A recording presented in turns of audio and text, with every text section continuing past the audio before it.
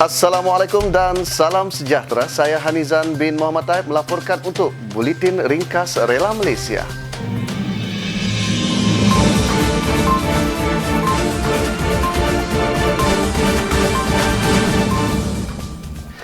Warga rela mengucapkan tahniah atas pelantikan Yang Amat Berhormat Tan Sri Muhyiddin bin Haji Muhammad Yassin sebagai Perdana Menteri Malaysia yang ke-8 pada 1 Mac 2020.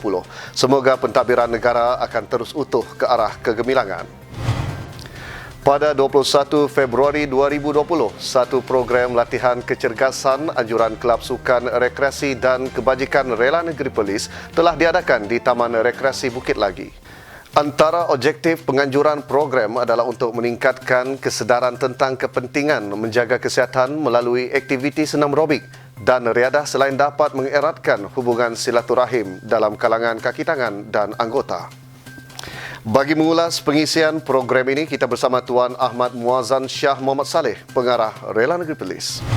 Memastikan pegawai dalam anggota dalam keadaan fizikal jasmani dengan sihat dalam melaksanakan tugas harian, di mana macam dalam keadaan sekarang yang memerlukan seorang pegawai dan anggota rela tersebut dalam kesediaan dalam melaksanakan tugas dan memastikan kita dalam keadaan sihat. Jadi di samping dapat menyumbang kepada kesihatan, ia juga dapat mengeratkan silaturahim antara pegawai, ketangan dan anggota rela. Program kesedaran keselamatan kepada komuniti melalui Rondaan Cegah Jenayah bersama IPD Sri Alam Masai Johor telah dijalankan pada 23 Februari 2020 bertempat di Pusat Hikmat Komuniti Rela Taman Johor Jaya. Program ini turut dihadiri oleh Ahli Parlimen Pasir Gudang, Ketua Polis Balai Johor Jaya, Ahli Majlis Zon Johor Jaya dan Pengarah Rela Negeri Johor. Kita ikuti butiran lanjut program melalui temu bual bersama Pengarah Rela Negeri Johor. Penugasan ini melibatkan rondaan secara sukarela seminggu sekali di hujung minggu yang melibatkan beberapa lokasi khusus di dalam Mukim Johor Jaya daerah Johor Bahru. Jadi sepanjang penugasan ini ianya melibatkan sekurang-kurangnya 7 hingga 10 orang anggota yang bertugas membuat rondaan menggunakan motosikal secara sukarela. Dan program ini kita telah mendapat respon yang baik daripada Ketua Polis Balai Johor Jaya Tuan Kong sebentar tadi menyatakan program ini amat dialu-alukan.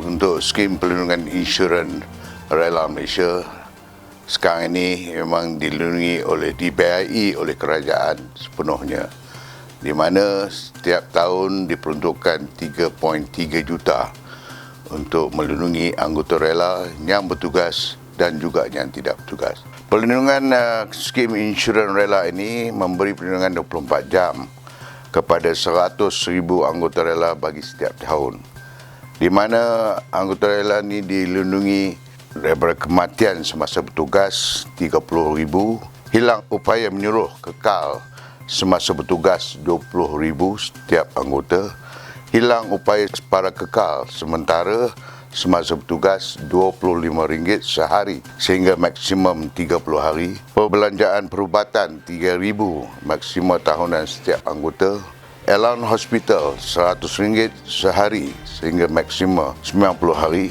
alat ganti palsu RM2,500 maksimum tahunan, dan juga kredit kematian RM2,500 setiap anggota yang bertugas. Selain daripada itu, bagi anggota-anggota rela yang tidak bertugas juga dilindungi, akan diberi kredit kematian sebanyak RM2,500. Khas untuk anggota rela. Setiap anggota rela digalakkan untuk mendapatkan skim insurans kemalangan diri rela sebagai perlindungan ketika dalam penugasan. Bagi butiran lanjut berkaitan skim insurans kemalangan diri rela ini, kita bersama wakil syarikat insurans. Boleh Tuan ceritakan secara ringkas berkenaan insurans ini? Terima kasih Encik. Sebenarnya bila kita bercakap tentang polisi kemalangan diri, ramai orang mengaitkan dengan kemalangan kenderaan. Sebenarnya polisi kemalangan diri ini melindungi lebih daripada insurans kemalangan kenderaan. So sebagai contoh, kalau kita memanjat pokok, kita terjatuh dan perlu mendapatkan rawatan di hospital, polisi di bawah skim rela ini melindungi, memberikan hospital income ataupun allowance harian sehingga RM150 sehari. Sebagai contoh lain, polisi ini juga melindungi jika terdapat kematian akibat lemas, patukan ular atau binatang berbisa, kematian akibat kebakaran.